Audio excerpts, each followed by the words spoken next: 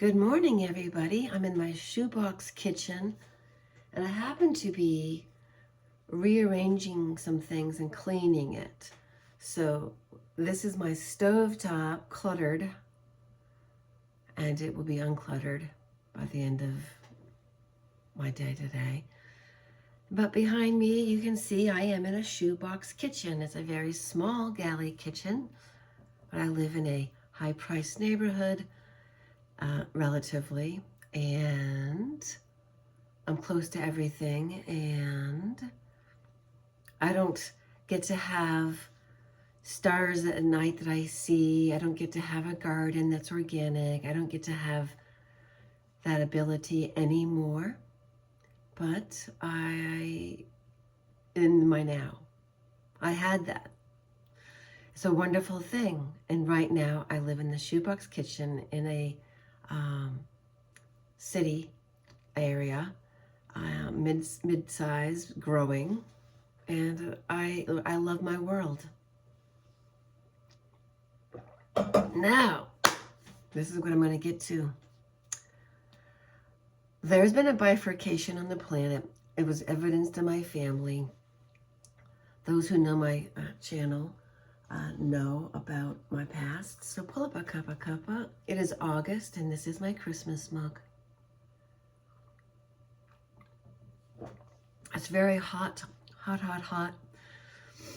The sun is white and blazing. That's a hotter sun than we've ever had before. And it has nothing to do with humanity. It has to do with the sun.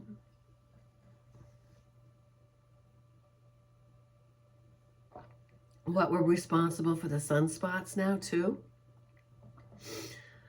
The trees love us, at least. They love us breathing out our carbon dioxide so they can take it in and give us oxygen. Wow, what an amazing symbiotic relationship, right? Well, that's what you would think you could have on this planet with the masculine and the feminine. And as everybody knows in this world, it's very difficult to have that balance unless you have a healthy man or a nonviolent one, or at the very least one that's not an alcoholic.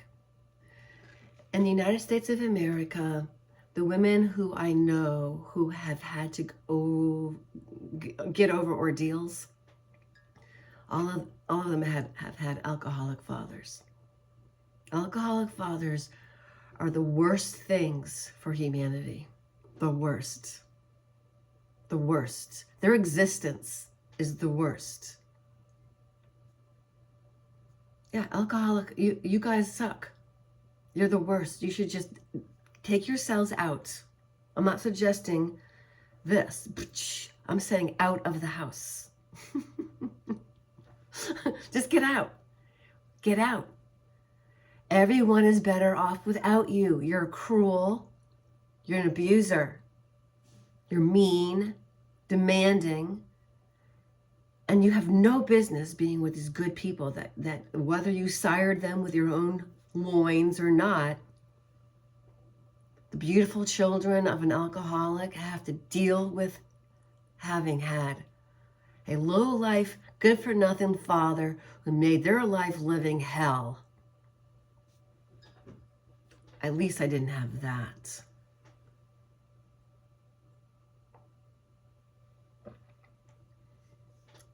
I had a pathologically narcissistic mother who gave me plenty of verbal abuse and didn't parent me right. So I've done my reparenting.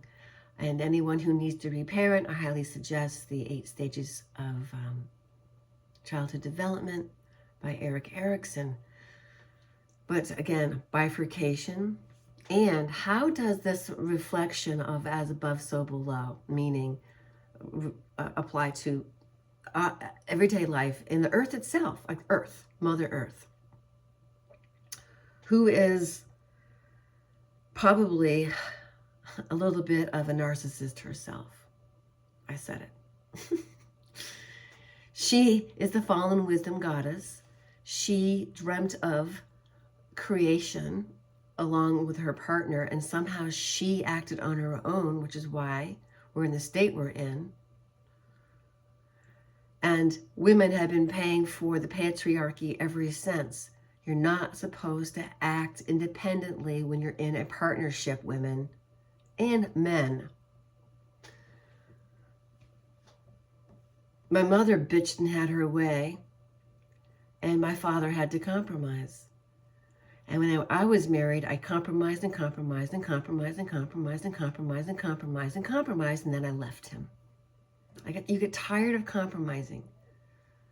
Oh, he also came home angry because I got to stay at home and do nothing all day, and he got to go to work, and he wanted to stay at home and do nothing all day. And I said, well, in next lifetime, you better grow the womb and the titties with the milk and lactate for these babies like I have.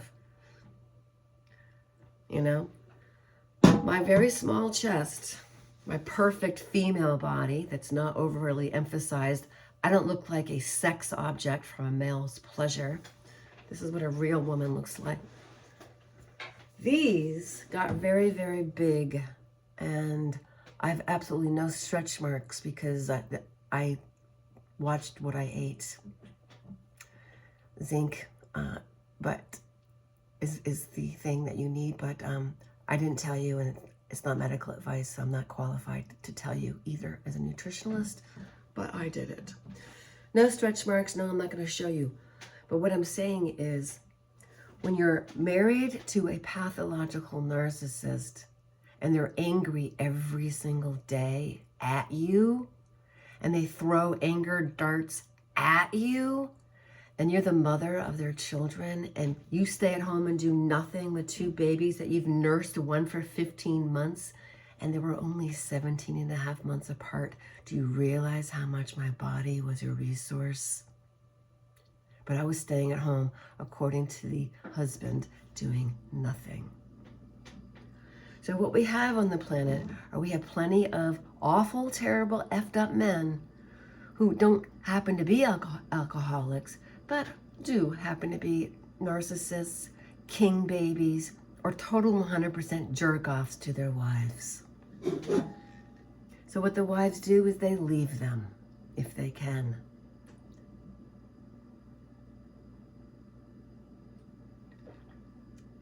I wasn't going to leave him, but my life kept sucking more and more and more, and all he wanted was his way. And mine was being degraded, and I felt miserable. And I did a series of black and white photographs, which I will eventually publish with my poetry. I have a lot on the back burner, I know. And it's hard for a woman to be with a man who doesn't appreciate the fact that she sacrificed her entire life and life pathway to raise his children. And she's more than happy to do so, but she's not going to be abused while she's doing it. So jerk-offs, stop being jerks. Go to AuntWarrenBenjamin.com and listen to that guy, okay? I love white supremacy, and here's the white privilege. Speaking of which, I have. What's the difference between racism and bigotry? Racism is actually being proud of what you are, no matter what you are. If I were Japanese, I'd be all into that. But I'm not. I'm a white Caucasian female who grew up with ancestors who came over on the Mayflower as indentured servants. So I'm not responsible for anybody's slavery. Victims in the South. So friends that know that. Recently I went to a funeral of a woman who drank herself to death. She would have continued to live, probs. But she was a miserable person underneath her good nature, and resentful that her husband was killed after only 17 years of marriage. But then she spent the next 36 on the payroll of the U.S. government, so that she, died because she drank herself under the table. I mean, that's not such a tragedy, is it? Because now we don't have to pay for her, just sitting in her apartment drinking alcohol. Hmm? Well, alcohol is bad, very bad. It kills people. It makes people sick. It ends their lives early. It turns nice people into jerks. Yeah, some BLACK lady across the street went to the same funeral I did, and the funeral was Caucasian, and the family was very, very well bred, and they were not appreciative of the friends, the drinking buddies. And I wasn't one. I just lived in the neighborhood for 8 years, so I knew this woman, because over the course of 8 years, if the alcoholic is sitting outside of the only package store, what do you call it, social place where you can go, I did open mic. I brought my guitar and played a couple songs that I wrote back about,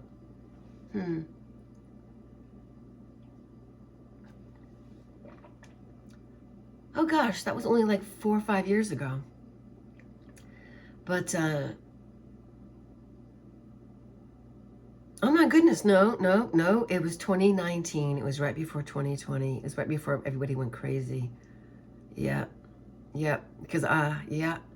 Anyway, alcoholics sit and drink. So if you want to find one, go to a bar and sit there, and the bar flies will show up.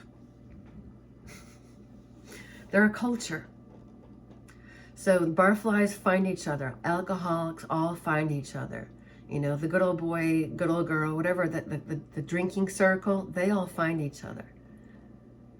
Misery loves company, and they're all like nice drunks to each other, but then they go home and they wreak havoc on their families.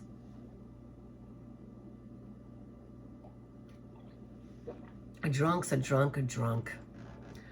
So, yeah, she was an angry drunk. I remember she corrected me once about the way I spoke to her.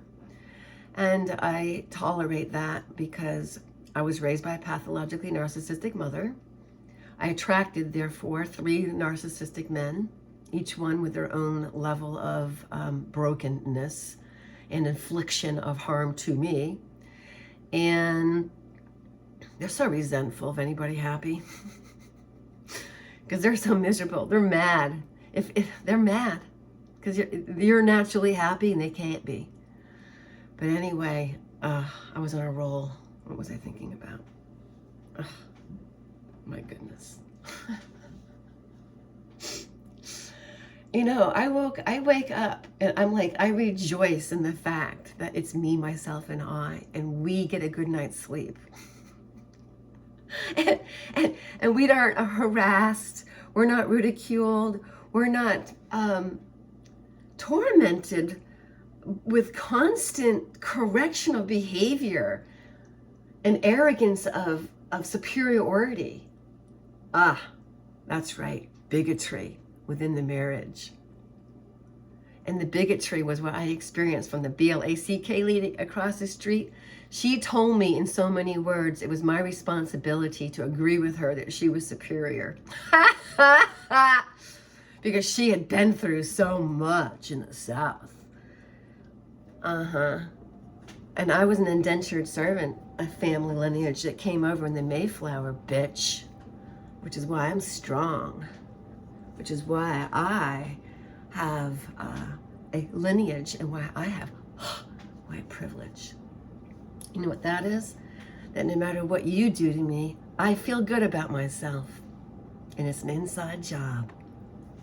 Feeling good about yourself is an inside job.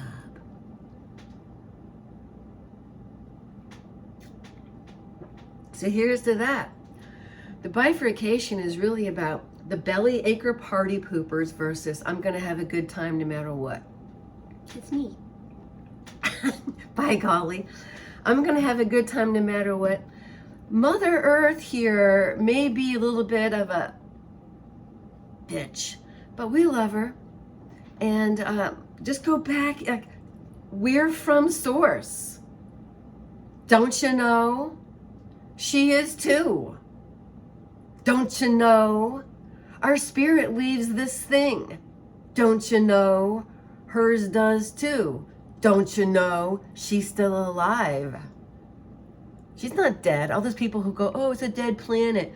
All we have is a pockmark. We're in a hellhole. When you jump out and you go over the Arctic ice wall, you'll see it's just dead. And I'm going, whatever. Everything's multidimensional. There's portals and this and that.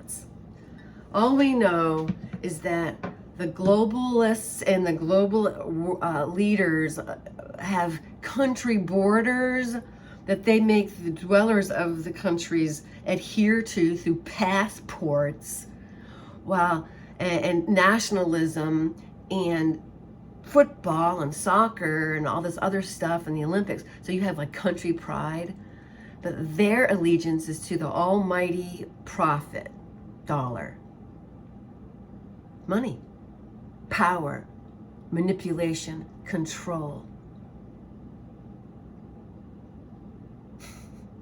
They're jerk-offs, the ones that like control things. But because I've seen what's across the street, and this is my new saying, hell is avoidable. It's right across the street. Just don't go there. So if you know a neighborhood that is going to hurt you because you have white privilege, then you need to not go into that neighborhood. And that is not hate speech. This is called situational awareness. Because I was, what do you call it? Sucker punched? When you're not expecting it. I had just been to a funeral. I'm sitting around with all the mourners. Actually, I found out later, they were freeloading on the food that was there, hoping that they could get a free booze. And they all checked in to see if there was a tab they could write off of. Typical. What's free, right? For this color lady? What's free? What can they get for free? Always. Stereotypical, but we all know it's true. And we all know, stereotypical, you don't tip very well. Ask any server. my daughter even told me. I go, I know, but like, and they're very demanding, and they leave messes, and they will ask us, like, basically just like wait on them, so that they don't make things too loud, and just don't expect anything at all. Yep, they act like they're kings and queens, and then they treat you like you're a pauper, and then they leave all their trash behind, and then they don't tip when you serve them. Reality, reality, reality, reality, reality, reality. Except if you go to a fine dining establishment, there then you get a higher quality of this color person. Now, stereotypes exist for a reason, but it doesn't create hate. It creates awareness. And when I know this kind of person is not going to tip me very well and is going to be very demanding, I'm going to know that as the server, and I will lower my expectations of them, and I will do a professional job. Nothing more, nothing less. And it's called facts of life. Just like when you see an Asian coming onto the highway, watch out. But if you have an Indian cab driver, oh my gosh, you're ready for a wild ride. You're gonna get to the airport faster than you've ever gotten before. Woohoo! And it'll be fun too, especially if it's LaGuardia. So like these stereotypes exist so we can have fun and laugh about it, all right? And it's about being natural, being who you are, all right? A cat is a cat is a cat. A Siamese cat has different traits than the tabby. Oh, guess what? A tortie has completely different traits than a tuxedo. They're all different. A Dachshund, isn't that different than an Irish setter? We're all different breeds, folks. Does that mean I hate French poodles? No. It means I know their characteristics. I know their stereotype. I know what to look out for. And I know not to go across the street where hell is. where this color might punch me because I'm not kissing their bad taste in shoes. Oh. Allow me to be my own little slice of heaven here in my shoebox kitchen, where I create my heaven on earth. So we all have a right to do that. I don't have to have the mean kids like me. I don't have to have the mean girls be nice to me. All I need to know is that I don't care at all about the ghouls and the demons that possess those alcoholics that make them be mean and do stupid things and then blame you for their behavior, which is typical of a narcissist. They want to make you responsible for their emotions. They rewrite history to suit to justify their actions. They're bizarre. So it's like, again, bifurcation, party poopers and victims this way. Us who are like, oh, guess what? I don't care what kind of hand I got dealt in the game of life. I'm gonna play the best I can. And by the way, Mother Earth's alive and well. And I wish the sun would stop being so burny. I'm just gonna do my best to adjust and keep beaming love at the trees, because I won't do it again to the bees anymore. No, except for the ones that collect pollen. It's like I told my friends, you know what? I used to have love for all people, and it's not going to change the way I feel towards my clients who are this skin color but not so dark. Beautiful women that love me and hug me and adore me, and I them. I just love to love people who also receive and accept love. Party poopers can't do that. They're stuck in wanting to be miserable. Let them. Let them. Let them. So joy to the world. The love has come. It lives within my heart. The Christos is there. The golden light is everywhere. Within my total being. Within my total being. And I'll go on enjoying my being. So that's what you do. Especially when you know you're a divine child of the Gaia. You're meant to be here. You're from Source. You're the bomb diggity, girl. And so enjoy it. Enjoy being you.